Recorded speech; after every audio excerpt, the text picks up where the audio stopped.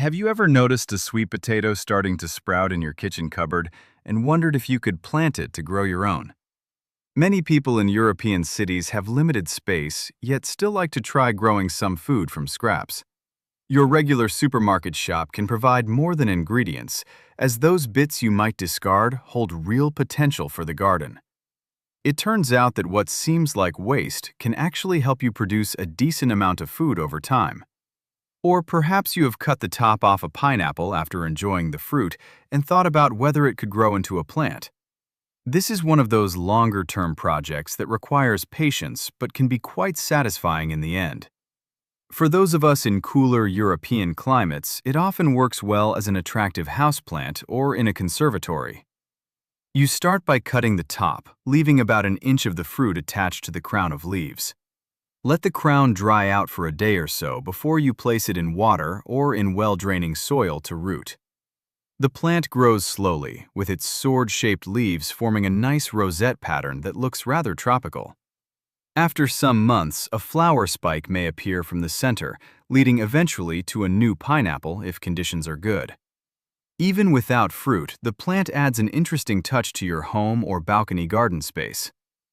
Next, let us consider both sweet potatoes and regular potatoes, which can become a productive part of your garden. One sprouted sweet potato from the pantry can give you several slips to start multiple plants.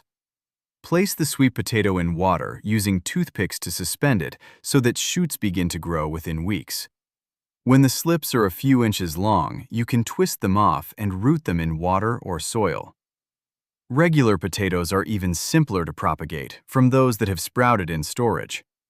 Cut the potato into pieces with at least one eye on each and let them dry briefly before planting.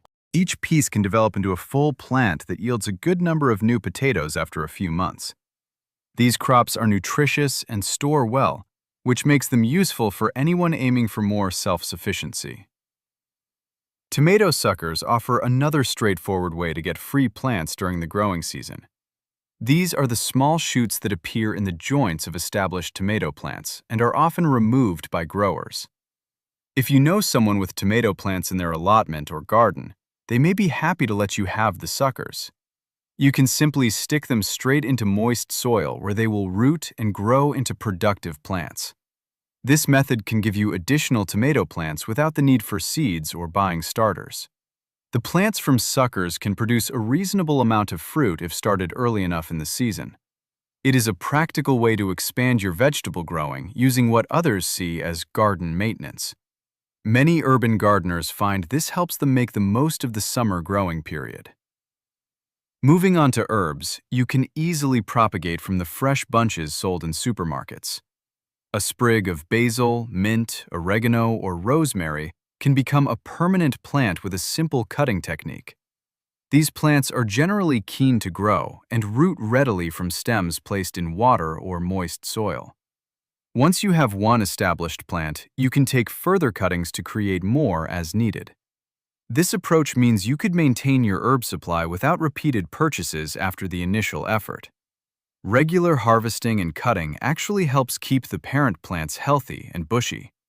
Herbs like these are perfect for small spaces, such as windowsills or balcony containers in European homes. They provide fresh flavors for cooking throughout much of the year with minimal fuss. If it is tomato season and you know someone growing tomatoes, you have found a source of new plants hidden in every tomato plant. Dozens of potential new plants called suckers that growers actually want to remove anyway. Tomato suckers are the small shoots that emerges from the joint between the main stem and the branches. Most tomato growers pinch these off regularly because they compete with fruit production on the main plant. But here is the practical side. Every single sucker can become a full-sized fruit-producing plant if you plant it. The process could not be simpler, as you find someone with established tomato plants. They are everywhere in summer. Ask for their suckers. They will be happy to give them away and stick them directly into moist soil. No special rooting hormone needed, no complicated propagation setup. Just the sucker, soil, and water, and you will have tomato plants in weeks. If you start early enough in the growing season, plants grown from suckers produce just as much fruit as plants started from expensive seeds months earlier. You are essentially getting free tomato plants from what other gardeners consider garden waste. From seasonal vegetables to year-round abundance, the herb section at the supermarket is actually a propagation source in disguise. Every bundle of fresh basil, mint, oregano, or rosemary you buy can become a permanent plant that provides free herbs for life if you know the simple method that makes it work. Most culinary herbs belong to the mint family, and if you have ever grown mint, you know it spreads easily. This growth habit means these plants are easy to propagate from cuttings. A single sprig of basil from your meal prep can become a thriving plant in just weeks. The technique is simple. Take a young, tender cutting, about 4 inches long. Remove the lower leaves to expose the growth nodes, those little bumps where leaves emerge, and stick it in water or moist soil. These nodes are packed with cells, ready to become roots at a moment's notice. Within days, you will see white roots emerging. Once you have one plant, you have the start of more plants. These herbs want to spread, so regular cuttings actually improve the parent plant while giving you new ones to share trade or expand your garden. Many gardeners maintain their entire herb collection this way, never buying another herb plant after their first cutting. Now, here is something that will change how you see roadside weeds forever. Those white umbrella-shaped flowers blooming everywhere in late spring and summer are often wild carrots, and they are packed with free carrot seeds for next year's harvest. Wild carrots, better known as Queen Anne's lace, are the wild ancestors of today's domestic carrots, and their seeds can grow edible roots right in your garden. The flowers are distinctive, flat-topped clusters of tiny white flowers on tall, sturdy stems. When these flowers dry and turn brown, they are full of seeds, ready for collection. Harvest the dried flower heads in late summer, rub them between your hands to release the seeds, and you will have enough carrot seeds to plant a significant patch. These seeds are often more reliable than expensive hybrid varieties because they are adapted to local growing conditions. If you already grow carrots, here is an even easier method. Let 2 or 3 of your planted carrots go to seed instead of harvesting them. They will produce the same umbrella flowers and scatter seeds naturally throughout your garden. You will find volunteer carrots emerging the following year wherever the seeds landed. Moving from wild foraging to cultivated abundance, we can look at garlic, which is available in every grocery store across Europe. A bulb of garlic from your shopping can provide 8 to 12 individual plants. Each clove in that bulb can grow into a complete garlic plant that produces its own full bulb in one growing season. Garlic is probably the easiest crop to start because it practically plants itself without much effort from you. Simply separate the cloves and plant them point to end up about 2 inches deep, in well-prepared soil or in a container on your balcony. No special treatment is needed, and the timing is straightforward for most European climates, with planting in autumn or early spring depending on your location. The hardest part is simply waiting 6 to 8 months for the harvest time to arrive. What makes garlic special is that it multiplies like a savings account for your garden produce. Plant 1 clove and you can harvest a bulb with 8 to 12 new cloves. You then plant those the following season and end up with 8 to 12 full bulbs. The numbers add up quickly, so within a couple of years, 1 supermarket bulb can supply enough garlic for most families for an entire year. The quality of homegrown garlic is noticeably better with more complex flavors, and it stores longer than the shop-bought versions. You can also select varieties that might not be common in stores, ranging from milder, sweeter types to those with a bit more heat. While garlic multiplies underground, we can turn our attention to what is hiding in plain sight in your kitchen cupboards. Stop buying seed packets when your cupboard already holds plenty of viable options. Those bags of dried beans, lentils, and peas are not just for cooking, as they contain thousands of seeds ready to become productive plants. Every single dried legume you can buy is essentially a bag of seeds that will grow if given water and soil. Black beans, pinto beans, chickpeas, lentils, and split peas all transform into plants that produce hundreds more of themselves. The vegetable we eat is the seed itself, which means the grocery store item is the same as what seed companies sell at a higher price.